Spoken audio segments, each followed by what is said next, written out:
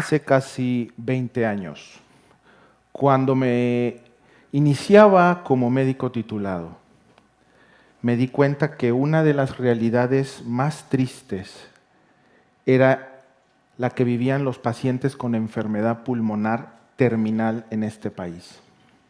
Algo tan sencillo como respirar, que hacemos sin esfuerzo. Estos pacientes vivían una lucha dramática para poder hacerlo. ¿Qué podíamos ofrecer? Oxígeno, algunos medicamentos y en la mejor de las circunstancias, el enviarlos a casa para que terminaran su enfermedad rodeados de su familia. Fueron muchos los pacientes que tuve que enviar o que vi que fueron enviados con estos diagnósticos: enfermedad pulmonar terminal, EPOC, enfisema, fibrosis pulmonar, fibrosis quística. Yo sabía que el tratamiento era el trasplante pulmonar.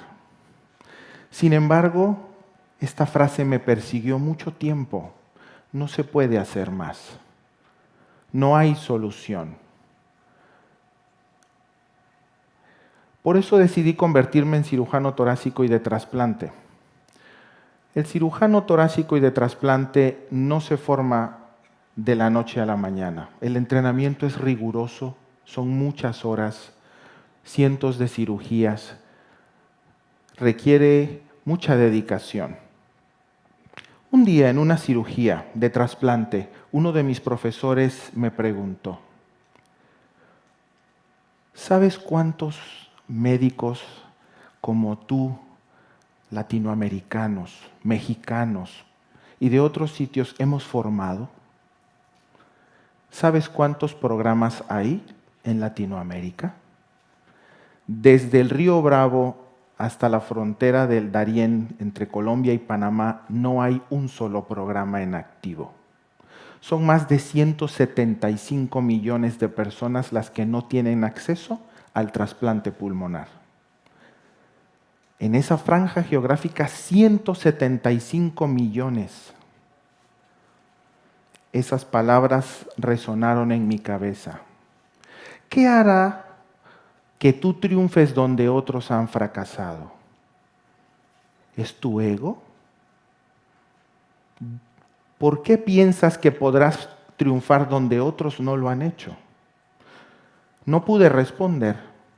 Y días después, en un foro académico, le pregunté a un compañero mexicano: ¿tú crees que México podría tener trasplante pulmonar?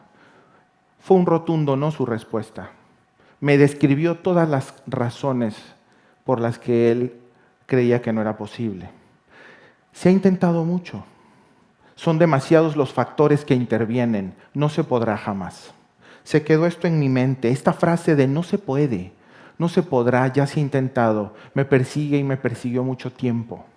Y recordé un día a Edward Lorenz, meteorólogo y matemático, que describe la teoría del caos, que se utiliza en modelos donde las variables son poco controladas y tienen un comportamiento no del todo predecible, y donde el desarrollo no es lineal. Y palabras más, palabras menos, resume este pensamiento: un pequeño factor de cambio en la ecuación, por medio de un método de amplificación, puede generar un cambio sin precedentes. Al comparar un modelo en el que se interviene y en uno en el que no se interviene. Me quedé con eso. Volver a plantear la idea del trasplante en este país. No se puede, no se ha intentado, hay que intentar. Pero ¿cómo hacerlo? ¿Con quién hacerlo? Y es así como un miércoles en la ciudad de Barcelona me veo cenando con Uriel Chavarría Martínez, el señor que está al lado mío en esa foto, el lado izquierdo mío. Músico, poeta, maratonista, escritor, pero además de los mejores neumólogos intensivistas que he tenido el placer de conocer. Pero sobre todas las cosas, una persona con una vida entregada al trasplante pulmonar en este país. Intercambiamos ideas y tomamos una decisión. vamos a intentarlo. Vamos a intentarlo de verdad. Y fue así como volví yo a México, empezamos a trabajar. Fue muchísimas las puertas que tocamos. México no tenía trasplante pulmonar, 130 millones de personas. Quiero recordarles que 10% de la población mexicana padece EPOC. 13 millones. El Registro Nacional de Fibrosis Quística dice que en México hay 4.500 jóvenes con fibrosis quística. No hay un registro fidedigno para la zona latinoamericana que comprende Centroamérica y México que nos diga cuántos pacientes tienen enfermedad pulmonar terminal. No lo sabemos. No es poca cosa, no es poca gente, no es una población pequeña. Tocamos la puerta en países con condiciones económicas y sociales y sanitarias similares a las de México. Colombia, Chile, con programas de trasplante. El trasplante no es nuevo. Se trasplantó por primera vez en 1986 y desde ese momento hasta acá el pulmón se ha trasplantado en miles de casos alrededor del mundo. Sin embargo, la zona de México y Centroamérica ha tenido desde entonces y en el futuro problemas para desarrollar esta terapéutica para la población. Tocamos muchas puertas. Volvíamos a escuchar la frase no se puede, ya se ha intentado, es muy complejo. No es previsible, no lo van a lograr. Fuimos construyendo un equipo, que aquí hay parte de ese equipo, y esperamos una oportunidad. El primer paciente llegó. Era necesario un primer paciente, pero no es suficiente un paciente. México había hecho trasplante con anterioridad, pero no tenía los resultados, ¿no? Los resultados equiparables a otros sitios del mundo. Eran solo procedimientos anecdóticos y necesitábamos un programa que tuviera un impacto en la población y en la salud pública del país. Llegó un paciente, otro paciente, y seguíamos intentando. Ella es una de nuestros pacientes, es un hito, y fuimos haciendo hitos. Primer trasplante bipulmonar en EPOC, primer trasplante en fibrosis quística. Ella es la primer paciente pediátrica que trasplantamos de ambos pulmones, etc. Y fuimos creando un equipo y aprendimos ciertas reglas que nos dieron enseñanza. Reglas como cuando vas a trabajar en equipo, explica con claridad, empodera delegando, abraza en el fracaso, llama la atención después del momento difícil, confía con tranquilidad, sal de tu zona de confort, desafíate, se vale no saber, pero no se vale quedarse sin saber. Empuja los límites y prepárate. La oportunidad favorece al que se prepara siempre y de pronto, un día, después de ir creciendo poco a poco, de contactar muchos sitios en Latinoamérica y en el mundo y de ir logrando metas en el país, un día llegó a nosotros la pandemia, que nos volvió a plantar frente al terrible panorama de ver a un paciente morir bajo una angustiosa asfixia. Nos llegó un varón joven, padre de 3 hijos, un hombre trabajador, con daño pulmonar irreversible y daño renal. La familia había contactado a todos los centros del país posibles, había escuchado no se puede, no hay nada que hacer, es muy difícil. Contactaron a centros en países de primer mundo, algún centro muy prestigioso en otro país les dijo no lo intenten. Era un paciente post-COVID. No había ninguna información en la literatura. China había hecho 5 casos, Estados Unidos había hecho un caso y Austria había hecho un caso. Sin embargo, esa esposa y madre se acercó a nosotros, nos pidió que lo intentáramos y el equipo se reunió para debatir cómo enfrentar este problema. Fue muy fuerte la discusión, pero salimos con una idea, la de prepararnos para ofrecerle a este hombre el mejor tratamiento que pudiéramos.